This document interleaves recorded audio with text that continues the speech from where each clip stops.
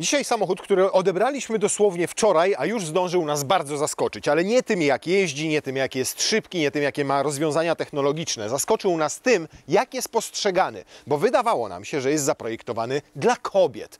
Tymczasem okazuje się, że przed chwilą weszła tutaj moja żona i powiedziała, co to za Natomiast żona naszego producenta wczoraj, jak zobaczyła zdjęcia tego samochodu, to powiedziała, przecież to w ogóle nie wygląda jak Volvo.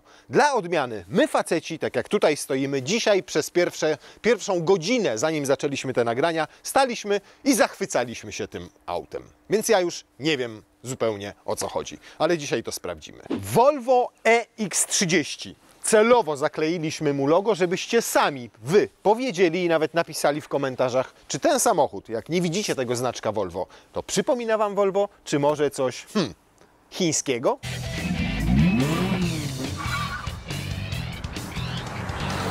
Okej. Jest tutaj nawiązanie do innych modeli Volvo w postaci LEDów w kształcie młota Tora.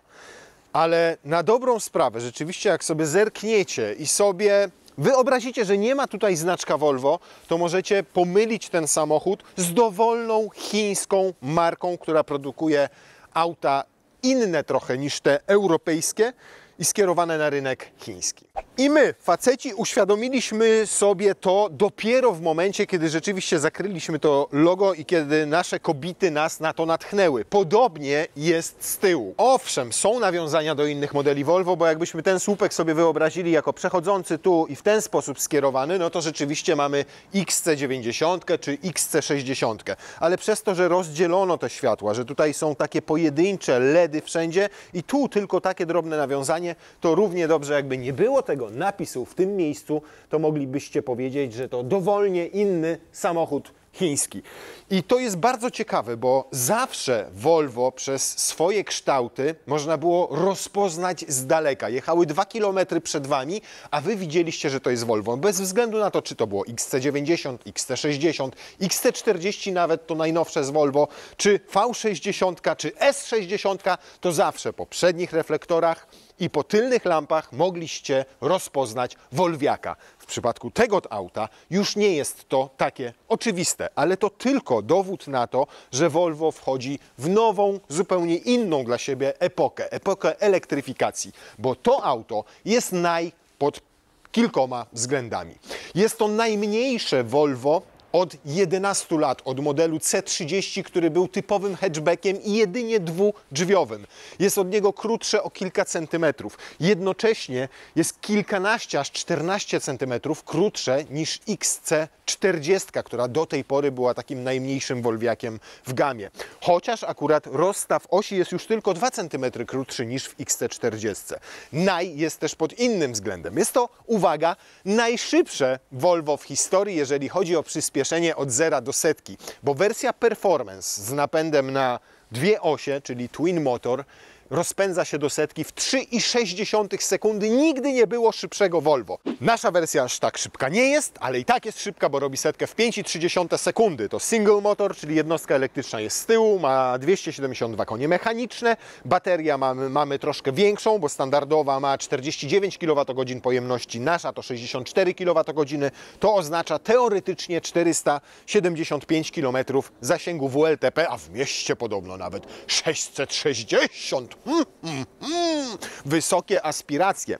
Jednocześnie jest to najtańszy elektryk Volvo, bo wyjściowo kosztuje 169 tysięcy złotych. W naszym przypadku 25 tysięcy dodatkowo płacimy za tę większą baterię, większy zasięg, trochę lepsze osiągi, czyli 194 tysiące bez dopłaty. Jak sobie odejmiemy dopłatę w maksymalnej wysokości 27 tysięcy złotych, no to wychodzi nas auto 160 tysięcy złotych. Całkiem good, jak za takie parametry. 5,3 do setki i 475 km zasięgu. EX30 jest także pod dwoma innymi względami. Jest to najbardziej ekologiczne Volvo pod względem tego, ile materiałów z recyklingu tutaj użyto.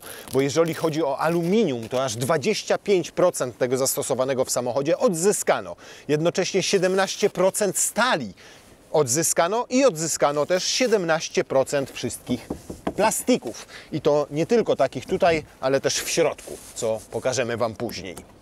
Naj jest jeszcze pod jednym względem. To najbardziej opływowe Volvo w historii, ponieważ jego CX to zaledwie 0,28 i za to odpowiada choćby to, jak jest ukształtowany tutaj ten przedni zderzak, te deflektory tutaj, czy choćby specjalne nakładki na felgi aluminiowe, te plastikowe, które powodują, że lepiej koła opływa powietrze.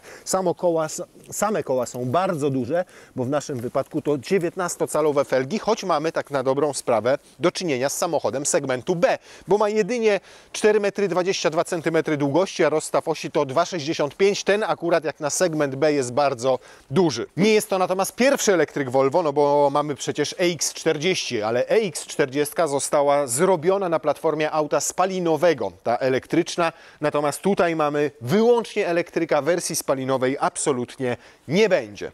Jeżeli chodzi o szybkość ładowania, jeszcze tylko Straż, pożar.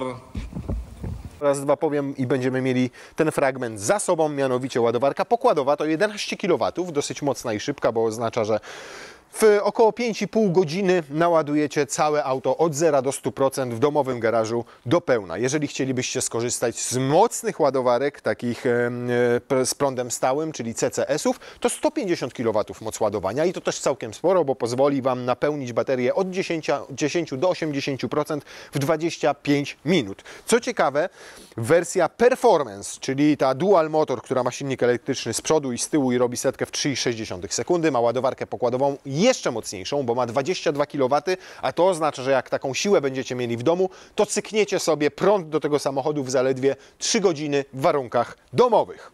Bagażnik otwiera się nieśmiało i ciekawie tutaj przyciskiem, co ma swoje zalety, mianowicie tam rączka zawsze jest uchlapana błotem, tu jest szansa na to, że ten przycisk częściej będzie pozostawał czysty. Spektakularnie dużo tej powierzchni tutaj nie ma, bo to 317 litrów pojemności, nie powierzchni. 317 litrów, natomiast Volvo wprost mówi, że pod spodem macie jeszcze dodatkowych 60 litrów. I tę półeczkę, jak sobie wyjmiecie kabelek, to możecie jednym ruchem ręki ciach przesunąć i rzeczywiście ten bagażnik robi się tutaj dosyć głęboki i razem macie 317 plus 60 razy 2, otworzyć nawias, potęga dzielone na 8, no to będzie jakieś 378 litrów pojemności. Więc już całkiem sensownie, bardzo fajnie wykonany, bo tutaj wszędzie jest wykładzinka, nigdzie tutaj nie ma plastiku, tu powstaje nam jedynie taki próg w tym miejscu, no ale nic z tym nie da się zrobić. Tutaj na rzepce wszystkie jakieś tam pierdółki, natomiast te pierdółki wejdą nam tutaj. Tu jeszcze kolejne pierdółki, pierdółek a pierdółek tutaj. Pierdółka goni pierdółkę. Nie wiem na jak się mówi pierdółkę, to że na tego wszystkiego tutaj? No nie wiem. Proszę jedna, proszę druga. Przypominam, że auto ma 4,22 m wysokości, długości oczywiście.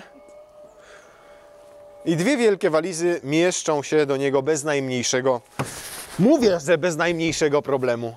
No, wejszły, dobra, troszkę docisnąłem, ale i tak jest naprawdę bardzo dobrze jak na auto tego segmentu. Ze zmieszczeniem tutaj jakiegoś wózka dla dzieciaków też nie powinno być problemów. Pytanie, czy same dzieciaki zmieszczą się na tylnej kanapie. Najpierw i tutaj usiądziemy. No tak, wysoko mi się tutaj siedzi dosyć.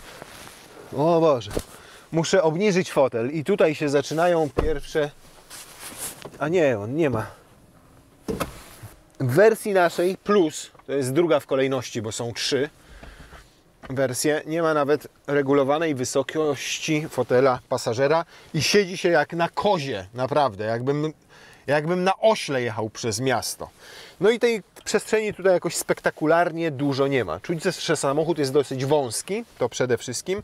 Po drugie, czuję, że wysoko siedzę i nawet, tu dotykam głową sufitu. Na szczęście na fotelu kierowcy będzie lepiej, bo ma regulację wysokości, można go obniżyć. O Jezu! Wąski otwór drzwiowy. Wielki chłop ma tutaj problem się przez niego przecisnąć. No i tego miejsca tutaj też nie ma spektakularnie dużo. Owszem, przez to, że ten fotel jest wyżej i nie ma regulacji wysokości, no to miejsce na stopy mam. Pod tym już jest dużo gorzej, a on jest obniżony maksymalnie. w tym momencie. Na kolana też tego miejsca nie ma zbyt dużo. No takie miejsce nawet nie dla nastolatków, bo ci już w dzisiejszych czasach są wyrośnięci, tylko bardziej dla dzieciaków, nie wiem, do 10, 11, może 12 roku życia, takich osób do 1,60 m, powiedzmy, ok?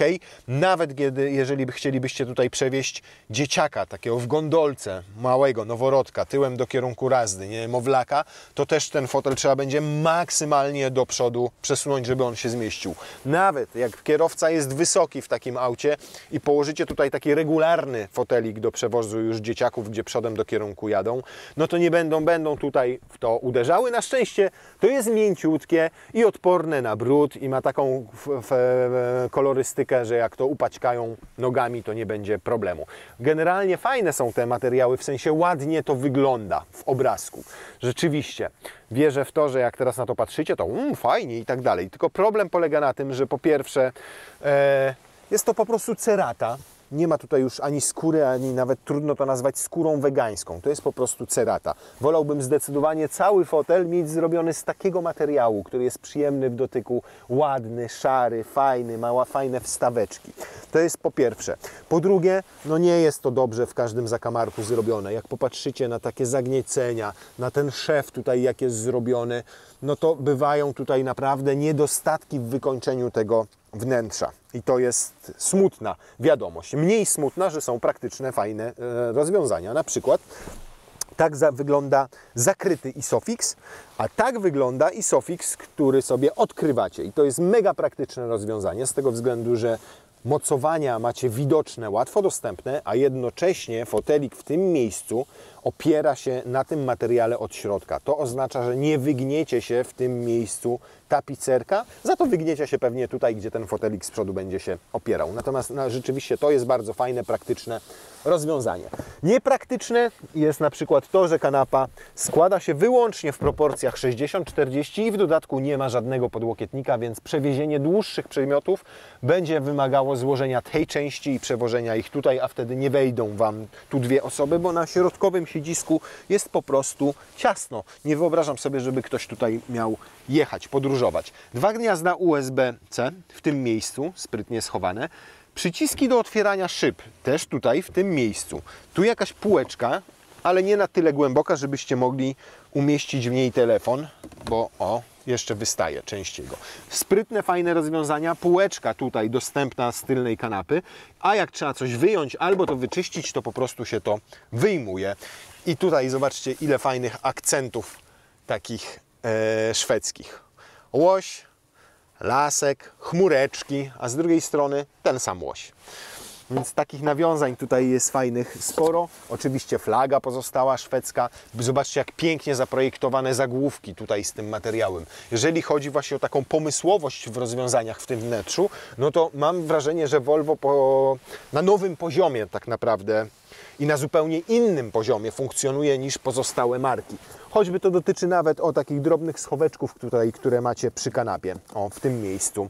Albo tego, jak tutaj materiałem fajnie wykończono wnętrze, albo to, jak zrobiono te materiały z recyklingu, bo to jest widać właśnie w takich miejscach wykończenia. Tu jest fajnie, że to jest takie w miarę miękkie, a to, zobaczcie, przypomina swoją fakturą i strukturą kajak, czyli włókno szklane. Widzicie? I jak to weźmiecie, to rzeczywiście jest to takie lekko chropowate. Mnie się to akurat podoba, ale wiem, że gusta są różne i też są tacy, których to nie urzeka. No i tu najwięcej widać tego plastiku po recyklingu. On nawet ma taką specjalną strukturę. Widać, że to zostały jakieś plastikowe butelki czy inne przedmioty postrzępione i zrobione potem w taki plastik. Wygląda to fajnie, rozumiem założenie i rozumiem tę filozofię. Problem polega na tym, że w niektórych miejscach naprawdę to wygląda jak materiał z recyklingu. Wiele firm dzisiaj to stosuje, ale robi to na zasadzie upcyclingu, czyli ten materiał, który jest poddawany obróbce, podnosi jego jakość poprzez dodanie różnego rodzaju domieszek, czy to naturalnych materiałów, choćby celulozy, czy to też materiałów po prostu wyprodukowanych, ale lepszej jakości. A tutaj w niektórych miejscach, szczególnie z przodu, widać niedostatki w tym materiale. Najbardziej tu, w tym miejscu, zobaczcie. Tu normalnie, widać jakby już to się strzępiło, o, w tym miejscu. Jakby już te włókna szklane zaczynały wychodzić. Widzicie? Widać to? I pytanie, jak to będzie zachowywało się z biegiem czasu. Jeszcze jeżeli chodzi o wykończenie, no to zobaczcie na przykład tu, jak jest wykończony ten szczyt kieszeni w drzwiach. No po prostu widać tutaj z wtryskarki pozostały jeszcze nitki i jeszcze jest niedoszlifowane dobrze.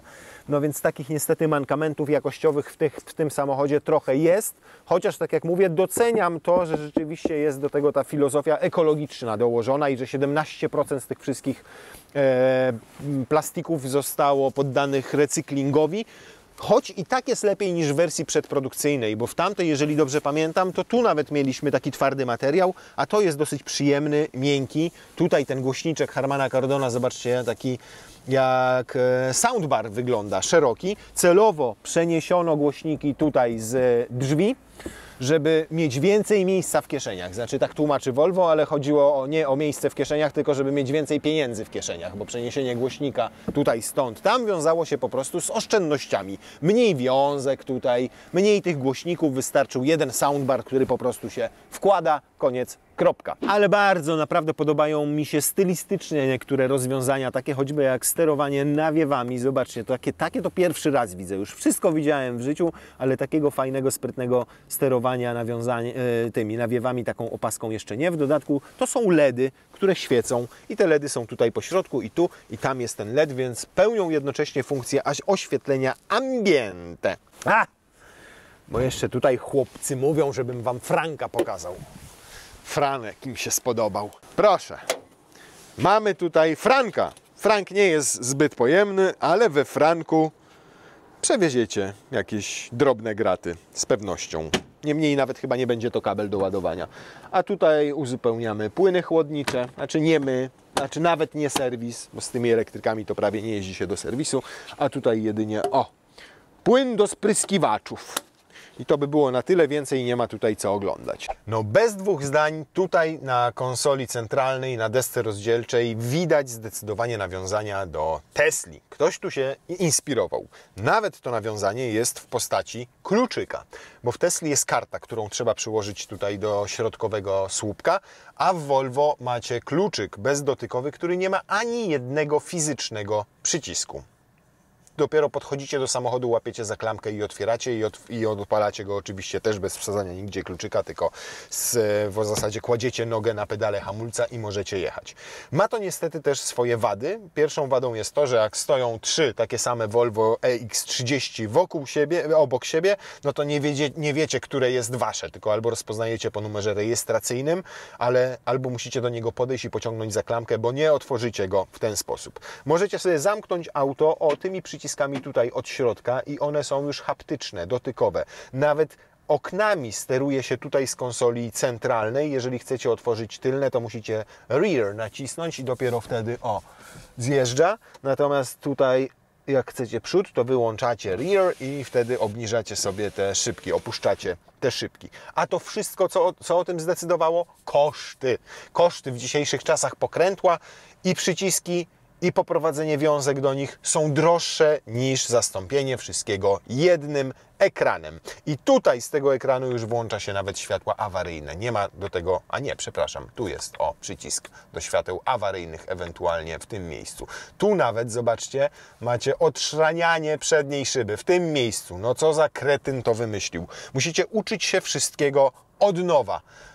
Tutaj się włącza odszanianie przedniej szyby, tu jednocześnie też są lampeczki. Przy okazji zrobimy Volvo unboxing. Samochód jest w zasadzie nowy, ma jedynie tam 200 parę kilometrów przebiegu, a my... unboxing.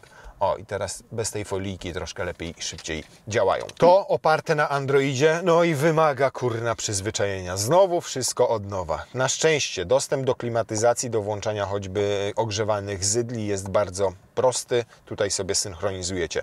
Podstawowe przyciski do obsługi macie tutaj w tym miejscu. Chcecie otworzyć schowek, to ten schowek znajduje się tutaj, jest w konsoli środkowej i to jest i fajne i niefajne rozwiązanie. Nie ma go tutaj w tym miejscu. Fajne o tyle, że rzeczywiście macie łatwy i prosty dostęp do rzeczy, które w nim sobie tutaj umieścicie. Tu jest ładowarka indukcyjna, ale tylko jedna. W Tesli na przykład obie to są indukcyjne i tam są zrobione z przyjemnej alkantary, a tutaj jest taka guma i ta guma niestety, o, takie ślady na niej zostają, jak zrobicie paznokciem, natomiast no, powinny potem zejść. Guma się zetrze przecież, nie? To jest jak z gumką do wycierania po ołówku.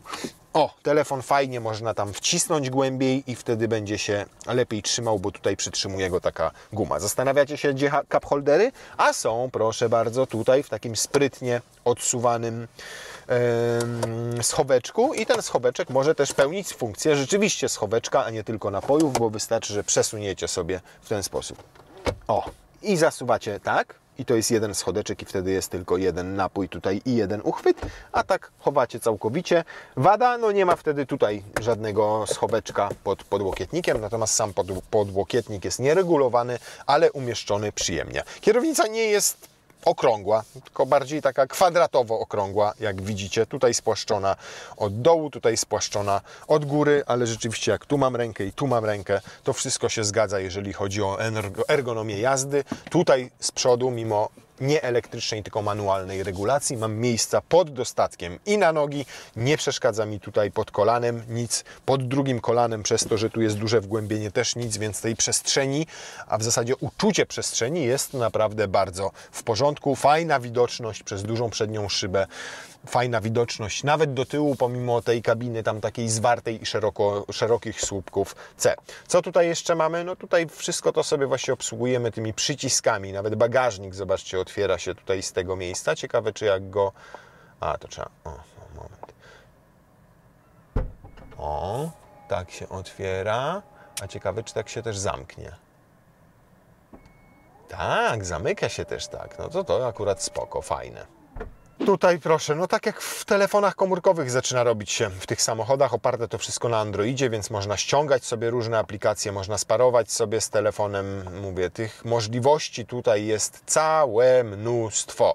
Jak w samochodzik sobie wejdziemy, no to mamy różne inne ustawienia, światła jak sobie włączamy na auto, no to wiadomo, że już do tego potem nie wracamy. Gorzej, że jak chcemy wyregulować lusterka, no to też musimy tutaj wejść i też odbywa się dokładnie to tak jak w Tesli, czyli teraz lewe i dopiero przyciskami sobie ustawiam. O proszę, prawo, lewo. No to są na szczęście takie rzeczy, które możecie raz sparować, raz zapamiętać i tak to pozostaje na zawsze. No wolę zdecydowanie interfejs Tesli, no ale to wiąże się też z tym, że tą Teslą jeżdżę na co dzień, więc i można sobie wtedy zapisuje się, no dokładnie jak w Tesli. Pewne rozwiązania są dokładnie jak w Tesli, z tą różnicą, że w Tesli ten interfejs jest czytelniejszy, nie jest oparty na Androidzie. Tu możemy sobie, dobierać, proszę, różne oświetlenia nastrojowe wnętrza.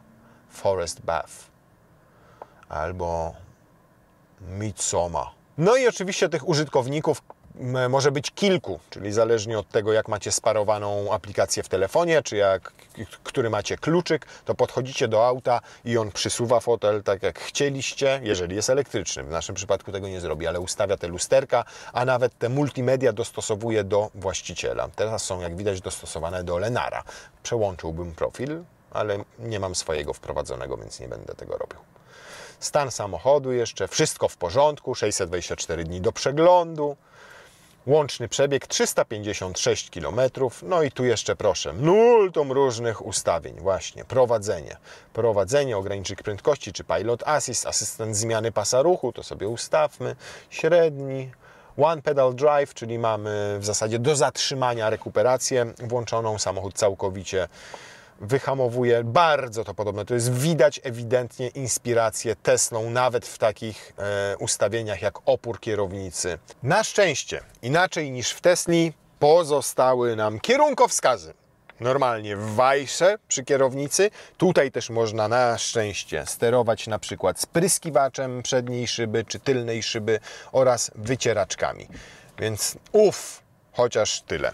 Przyciski na samej kierownicy też już haptyczne, no i sterują tylko tym, co macie tutaj. Swoją drogą chciałbym znaleźć tutaj komputer pokładowy albo go zresetować. O, i to jest wyzwanie dopiero. Sterowanie, ładowanie, cel i limity. No tu ustawiamy sobie ładowanie, czy do 80%, harmonogram ładowania. To wszystko oczywiście można zrobić również z aplikacji, ale mnie interesuje to, gdzie tutaj mamy taki komputer pokładowy, taki jak o tutaj w tym górnym prawym rogu, który pokaże nam zużycie energii samochodu, jak będziemy jechali, stan samochodu, wszystko w porządku, informacje o trasie. Jest! Resetuj, proszę bardzo. I tu co? Po każdej trasie, po każdym ładowaniu resetuję. Tu ze 100 km, więc macie też podgląd na tego typu rzeczy. 54,3 od ostatniego resetu. Średnia będzie pokazana? Będzie pokazana. Dystans będzie pokazany? Będzie pokazany. No dobrze, to można jechać. Przez to, jak został zaprojektowany, nie czujecie w ogóle w środku tego, że to jest samochód segmentu B. On ma tylko 1,80 m z groszami szerokości.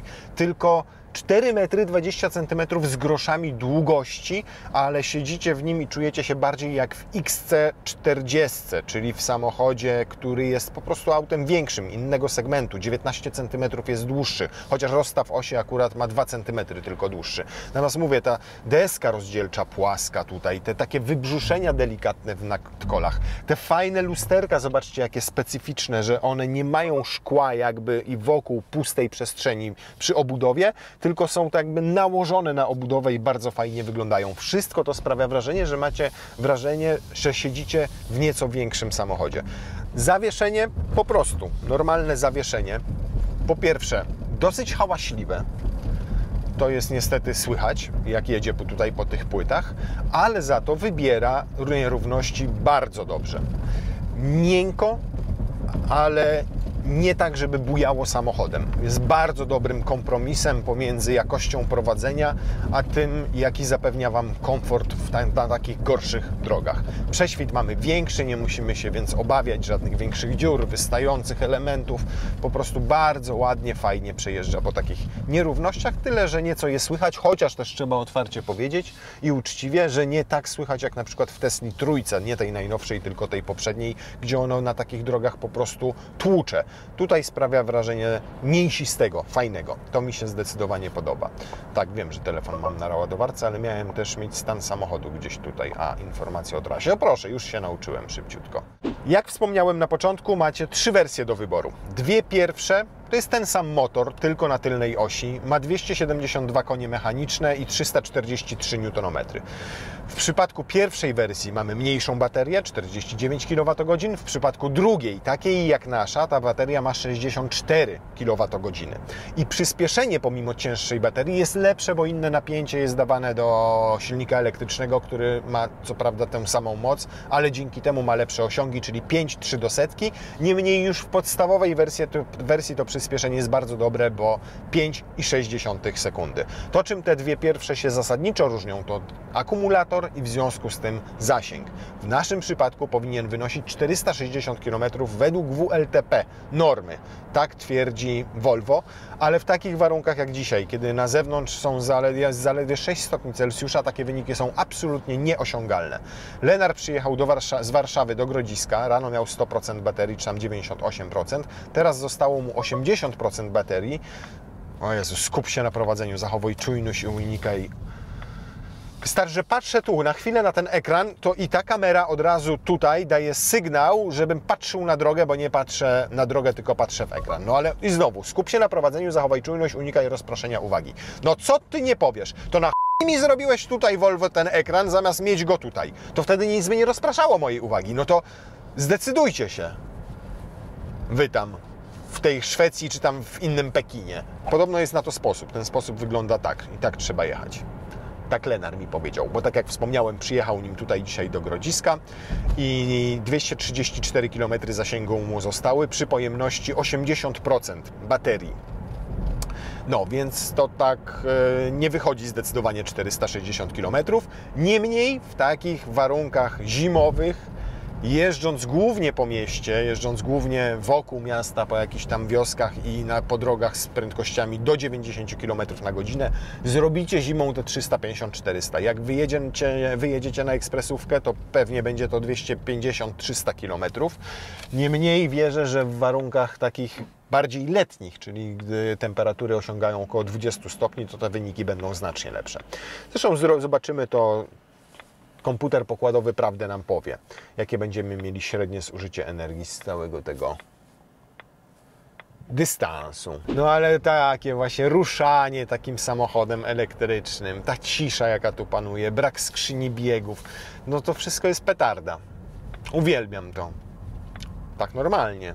No oczywiście co do żwawości samochodu, co do tego, jak on przyspiesza, jak reaguje na dodanie gazu, jaka panuje tutaj cisza i komfort taki ogólny, nie można mieć żadnych zastrzeżeń. To po prostu szybki elektryk. I naprawdę tutaj depnięcie, każde takie wciśnięcie powoduje, że potylica od razu przybiera Wam do zagłówka. W jednej chwili dosłownie. Niemniej od takiego momentu wciśnięcia gazu do momentu, kiedy on rusza, upływa taka sekunda. To nie jest tak, że od razu. Zobaczcie.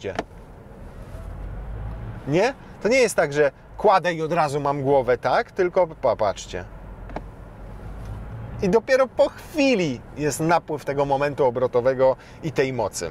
No, ale nie szalejemy, bo musimy zachować względnie niskie zużycie energii. Rzeczywiście, trzymam tak rękę i już nie hałasuję, że proszę skupić się na drodze.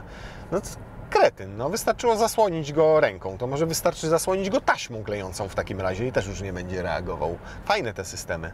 W standardzie, nawet w najtańszej wersji dostajecie już mnóstwo systemów wspomagania jazdy, łącznie z asystentem pasa ruchu i z aktywnym tempomatem. No natomiast teraz jadę na aktywnym tempomacie i to jak on pokonał to rondo, to jakaś katastrofa generalnie. Zwolnił do 20 na godzinę i dopóki całego ronda nie minął, to nie przyspieszył do 50. I tutaj w Tesli wyświetla to też dzięki temu, że mamy taki ekran horyzontalny, a nie wertykalny, to wyświetla nam to na tej części duże, takie widoczne, a tutaj takie maleństwo na samej górze. Nie można tego powiększyć. Dokończ konfigurowanie profilu, aby włączyć ważne funkcje. Nie chcę. Po co? Teraz nie mogę tego robić, bo automat mówi mi, żebym się skupił na drodze. Przykro mi bardzo. A ciekawe, czy rozpozna, że jadę w okularach słonecznych i że patrzę się w ekran, a nie na drogę. O, patrzę w ekran cały czas. Mogę nawet coś robić na nim. Niedokończono. No, rozpoznaję. A jak tak zrobię? I w okularach słonecznych?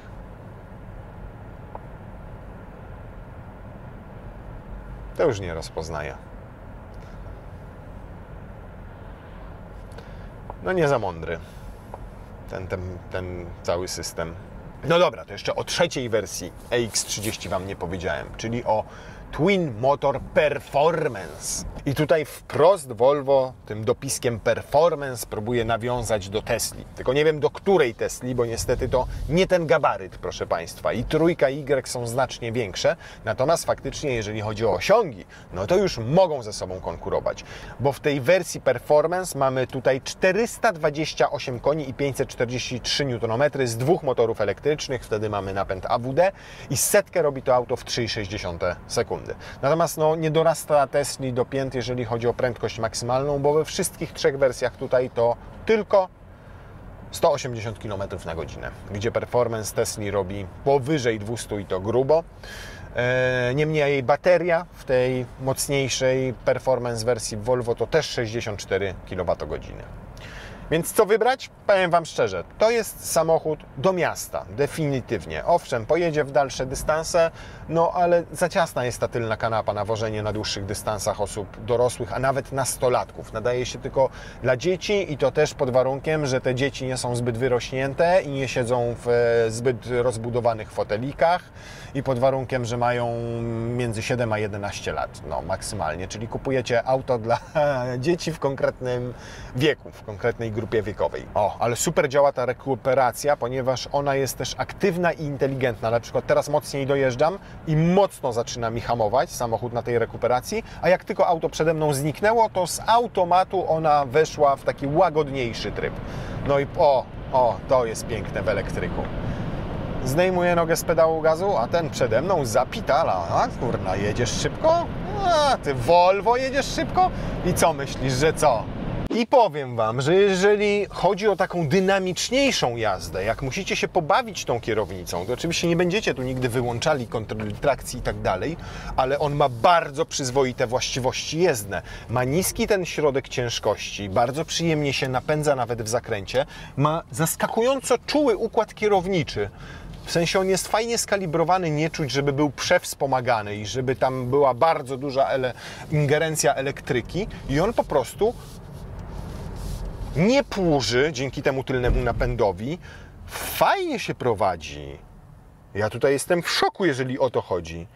On naprawdę, jak pojedziecie nim na jakiś nawet taki tor, który będzie bardziej zwartym, będzie miał krótkie zakręty, będzie torem krótkim, taki choćby jak tor Łódź, to tutaj trochę frajdy da Wam ten samochód z kręcenia kierownicą, z przyczepności, z tego jak się zachowuje na zakrętach.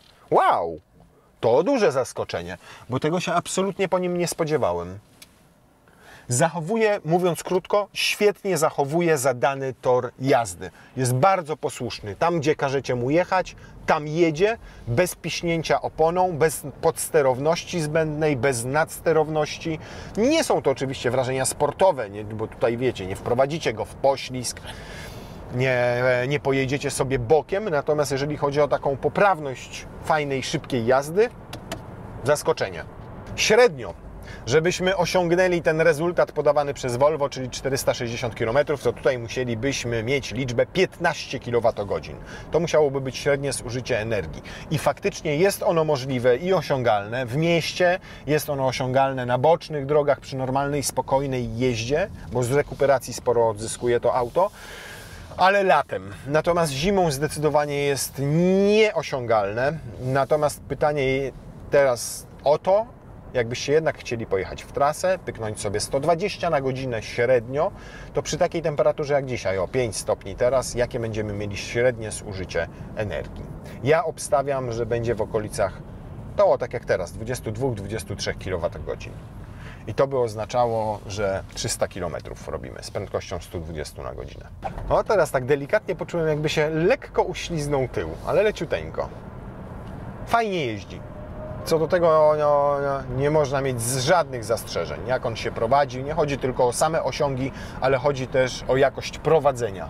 Nawet się aktywuje pilota jazdy, tak jak w Tesli, czyli 2 razy trzeba przycisnąć ikonkę. No mam wrażenie, że naprawdę sporo tutaj było inspiracji Teslą, jeżeli chodzi o rozwiązania multimedialne, sterowanie nawet pilotem jazdy. No, tak. Postanowiono przenieść wrażenia z Tesli do Volvo. Dosyć cicho jest tak przy 120, słychać tylko szumy wiatru. Silnik sobie delikatnie tylko mruczy, tam troszeczkę z wydechu bulgotu słychać, a tak to poza tym tylko szumy wiatru. 22,5 kWh, co oznacza, że z taką prędkością ekspresówką w takich warunkach pogodowych, czyli 6-5 stopni na zewnątrz, przejeżdżacie niecałe 300 km, takie 270-280. Tak bym to określił. To teraz zobaczmy, czy przynajmniej z danymi producenta będzie zgadzało się przyspieszenie 5,3 sekundy. O, i fajnie sobie czerpie dane z nawigacji, wie gdzie zjeżdżamy i rekuperację idealnie sobie dostosowuje jej siłę do tego, jakie warunki panują na drodze. Bardzo fajnie działa tutaj ten One Pedal. Ale widzicie, jak szybko odzyskuje energię i jak dużo z rekuperacji. Wystarczyło, że zjechaliśmy z autostrady, co prawda po krótkim dystansie, bo tam 6,7 km, ale jeden zjazd i już spadło zużycie energii do 17,5 kWh. To jest efekt tego, ile w stanie ten silnik elektryczny, a w zasadzie wówczas on pracuje jako generator, jest w stanie odzyskać podczas hamowania. 5,3 sekundy to wynik podawany przez Volvo. A my to oczywiście zweryfikujemy. O kurna, szybki jest pierun. Już! Mamma mia! No nie jest tak szybki, jak podaje Volvo, ale jest szybki. 5,7 sekundy. Wow! No to przyznacie, że to naprawdę zarąbisty wynik, jak na samochód do miasta de facto. Super średnica zawracania. Nieskażony żadnym napędem ten przód. Rewelacyjna. Jeszcze raz, tak? No to jeszcze raz, proszę bardzo. Resetujemy i sprawdzamy, weryfikujemy wynik. Naprawdę to jest niesamowite w tych elektrykach, że cisza, z jaką tą robią, płynność, to jest coś niesamowitego. 5,8. Nie zeszliśmy do 5,3, ale i tak poniżej 6 naprawdę w takim elektryczku to super parametr i super wynik. No więc jakie jest Volvo EX30? W wielu aspektach naprawdę fajne doświadczenie i zaskoczenie. Podoba mi się jego stylistyka, podoba mi się przestronność bagażnika, podoba mi się przywiązanie do niuansów, do takich drobnych rzeczy, jak projekt zagłówka, jak gdzieś tam łoś odwzorowany na jakimś elemencie, jak ta ciągle szwedzka flaga. Niektóre materiały mi się bardzo podobają. Podobają mi się rozwiązania praktyczne, te wszystkie schoweczki, te wszystkie półeczki. No, dużo jest tego typu rzeczy w tym samochodzie. Podobają mi się jego osiągi, podoba mi się jego wyciszenie i przede wszystkim podoba mi się jakość jego prowadzenia. Co mi się nie podoba? No nie podobają mi się takie rzeczy jak ciasnota na tej tylnej kanapie. Jednak w XC40 tego miejsca jest nieporównywalnie tam więcej. Nie podoba mi się to, jak niektóre z tych materiałów, szczególnie tych po recyklingu, są zrobione, jakie niedoskonałości są w niektórych miejscach. No nie podoba mi się cerata na tych fotelach, choć są też różne tapicerki, więc akurat to będziecie mogli sobie dobrać właściwie. No i to generalnie byłoby tyle z takiego podsumowania. Mówię, ten samochód ma sporo zalet, ale ma też pewne wady, które po prostu zdyskwalifikują go jako samochód do jazdy na co dzień dla niektórych rodzin, choćby takich, które wożą z tyłu częściej dzieciaki albo częściej podróżują z większą ilością osób na pokładzie. Z jednej strony zasięg wskazuje na to, te 460 km, że moglibyście się nim udać gdzieś daleko.